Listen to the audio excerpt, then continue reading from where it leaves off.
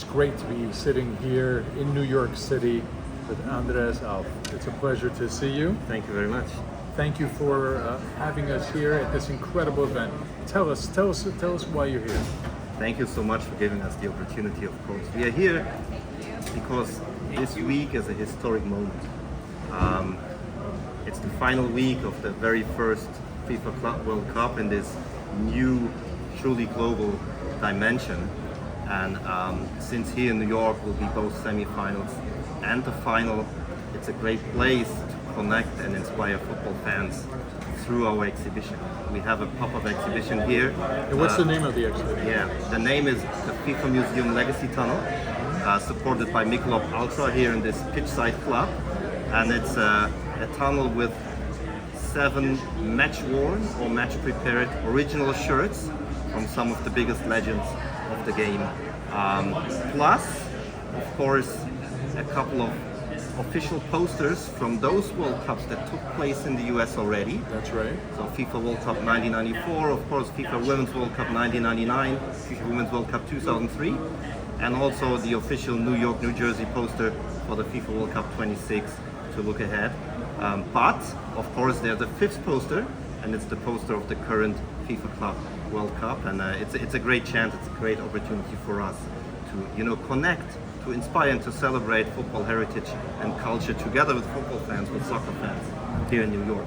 That's really awesome. And of course, when you say us, you're talking about the FIFA Museum, you're the head of communications, and you've been there from the opening, right? From 2016, is that right? That's right, that's when I joined the FIFA Museum, absolutely, yes. That's fantastic. And for anyone who hasn't been there, it's an absolute must. Over 3,000 square meters, right? It is, right? yes. Over 1,000 unique exhibitions.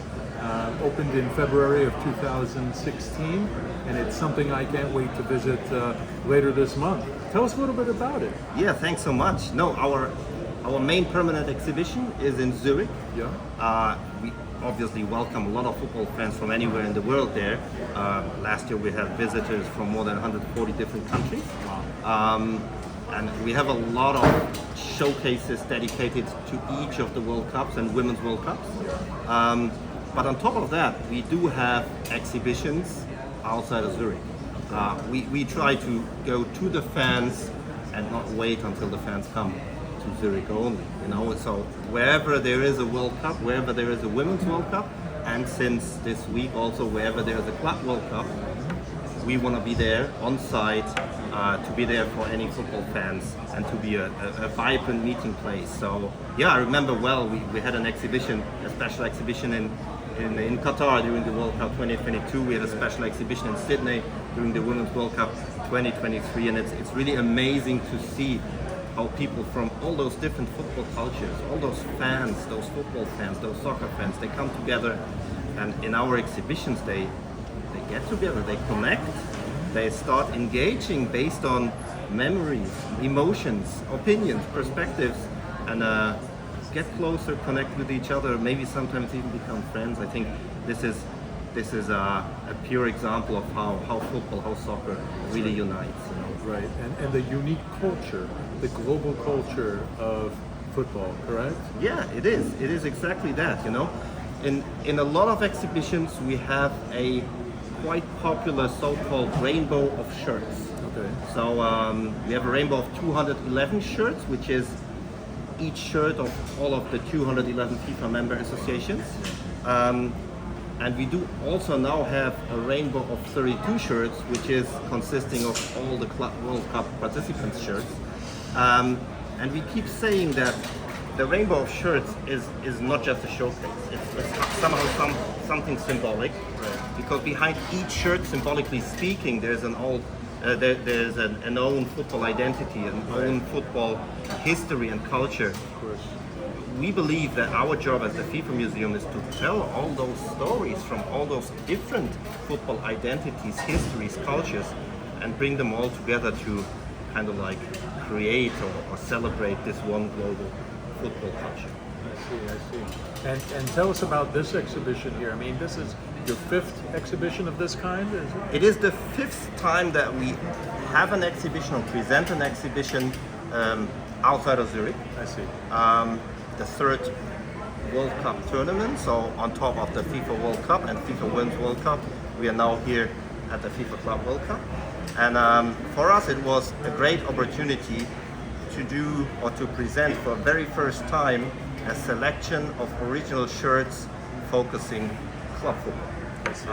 Since it is the Club World Cup, of course, so what we are doing here in the FIFA Museum Legacy Tunnel, supported by Michelob Ultra, is we present original match-worn or match-prepared shirts from some of the biggest legends of the game, who have or who had a connection with the US.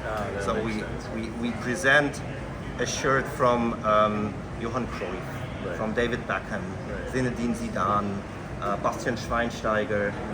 We do have shirts from Messi and Ronaldo, and it's really great to see how people react to these shirts, because of course they are some of the world's biggest football soccer legends ever, but most of them have had a history, a connection with the US as well. Absolutely, and the one that immediately drew my attention was Pelé. Yes, exactly. I wasn't gonna mention that before now, because Pelé is the only player in the exhibition that we present not with a shirt, but with one of his original tracksuit tops from the World Cup 1962. It's a really precious exhibit that we present here. And of course, Pelé, the only player in football history that won the World Cup 3 times, but also especially relevant here to the New York audience. He played for Cosmos New York. As a child, I saw him. He's the reason I'm sitting next to you right now. It was that inspiration. It was that joy, the true joy of football. And I think that's the perfect example, right? How inspirational it can be, how inspiring it can be, how it connects people with each other. Between 75 and 77 he played here for the Cosmos, and it's a huge honor for us to present him here in this exhibition. Oh, that's really fantastic. What message do you, as the head of communications for the FIFA Museum, want to get out to the American public? Right? What would you, from your perspective, want to tell them? Look, I think we are here to celebrate heritage and culture of football, heritage and culture of soccer. And as one of the biggest global cultural phenomena that exist nowadays, we really want to show how impactful, how meaningful soccer is in the world.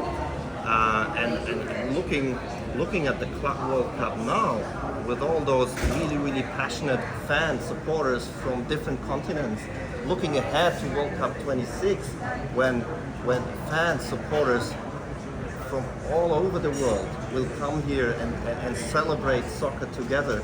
I think this is something that we should already focus on now, that we should already celebrate now, and where we should start even more excitement now for the final week of the Club World Cup, but also for the next 12 months until the World Cup takes place. That's fantastic. Before we go and take a look at what you have in your exhibition, I wanted to ask you, when I come in a couple of weeks to your museum, and I want to see about what you have on women's football, what would be 2 or 3 that you'd say, Marius, you can't miss this, you got to see this? I mean, thanks a lot for that question.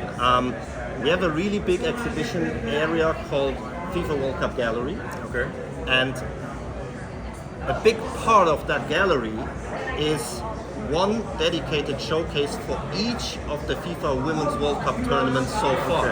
So the first one was obviously 1991. So we have one showcase from each of the FIFA Women's World Cup since then, with 12 to 15 original objects from each of these World Cups. Wow. So it's really a long corridor, a big corridor with beautiful artworks, with really strong objects, with the original FIFA Women's World Cup trophy. Wow. With the former FIFA Women's World Cup trophy, because there was a first one in 1991 and 1995. Right. We have that as well in the exhibition. And then we have the hairband of Alex Morgan, for example. We have boots from Nia Künzer, who scored the golden goal here in the US in the final. We have a shirt from Marta. We have so many really great things that you can explore, and not only original objects but also great stories behind the subject. Amazing stories. Well, that is what football gives us, right? Not only does it unite us in an amazing global culture, but it gives us those stories that inspire us, motivate us, and drive us forward, and sometimes even taking us away from other things that may be distracting us, right? Well, you know, this is about soccer and about celebrating. I think it's really the point that it connects and inspires people. I think this is what we as the museum want to focus on, because that's part of culture. And football / soccer is one of those really global cultures. And you know, and that's it. It brings people together, it makes people happy and emotionalized and passionate every single day, and I think this is beautiful. Let me ask you one last thing before we move on. How's your experience in New York been? In the world's capital in many ways. Yeah, I think as the FIFA Museum, you know, we feel really happy and excited in two ways.